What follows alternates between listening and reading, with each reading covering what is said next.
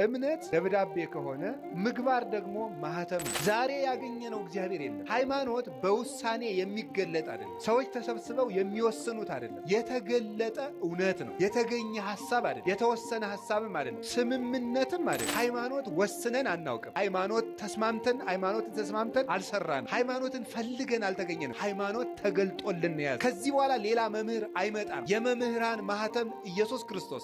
ትናንትና ናሪዎስ የተካዱት እነ ንስጥሮስ የካዱ ሌሎች ያሉት ነው የሚመጡ። ሌላ አይመጣም። እውነቴን ነው የምነግራችሁ። ጌታ እስከሚመጣበት ድረስ አዲስ ክደት አይመጣም። የተገለጠላቸውን መምህራን ትምህርት ግን ሳልቀንስ አስተምራለሁ። ይህንን ሰው አባቶቻችን እኛ ላይ እምነት ካጣችሁ ትናንትን ፈልጉ። እንግዲህ ሰው ሲጠፋ ነው እኛም አባ እየተባልን ነው። ምእመን ሽጠው እንጀራ የሚያጠራቅሙትን አይደለም፣ ራሳቸውን ሽጠው ትውልድ የሚያተርፉትን ደጋፊ የሚያደራጁ ቲፎዞ የሚያደራጁ እኔ ተነካው ውጡልኝ የሚሉ አልነበሩ። ማን እንደላከው የማይታወቀው ሁሉ ሐሳብ አመጣ ቁጥር መረበሽ የለባቸው። አሁን ያለን መምህር የምንሰማው የትናንትናዎቹን እስካስተማረን ድረስ። ሐሳቡን ካነሱት አባት ጋር ግንኙነት የለኝም። ብዙ ጊዜ ሰዎች ለሚያነሱት ሐሳብ እኔ መልስ የማልሰጥበት ምክንያት ሰዎቹ እንዲድኑ ስለምፈልግ እና እኔ የምተዋወቅ ሰውን ስሙን መጠየቅ ደስ ይለኛል። ማን ነው ስምህ ስለው ፋዲ አለ። አረብኛ ነው። ፋዲ ማለት ምን ማለት ነው ስለው ቤዛ ማለት ነው። እኔ በጣም ነው የገረመኝ። እና ፋዲ እንኳን ቤዛ ተብሏል። እኔ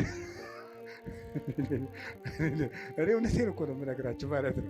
እግዚአብሔር ጠላትን ማጥፋቱና መግደሉ መቅጣቱ የታወቀ። በእምነት ማጣት ሞት በሔዋን ጆሮ ገባ። በድንግል ማርያም እምነት ሕይወት ቃል በሷ ወደ እሷ ማኅፀን ገባ።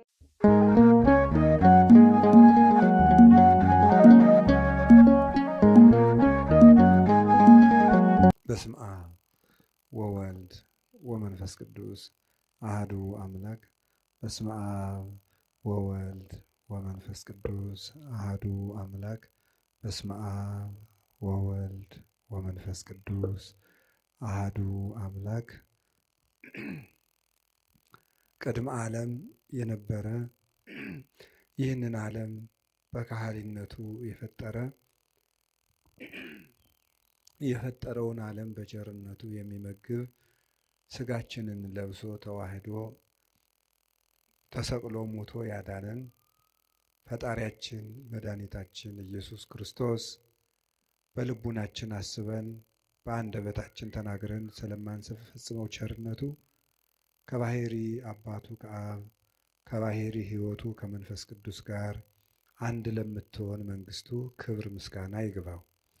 የእናታችን የቅድስት ድንግል ማርያም ረድኤቷ፣ የቅዱሳን መላእክት፣ የቅዱሳን ነቢያት፣ የቅዱሳን ሐዋርያት፣ የሰማዕታት፣ የጻድቃን፣ የደናግል፣ የመነኮሳት ረድኤታቸው ከእኛ ጋር ትኑር።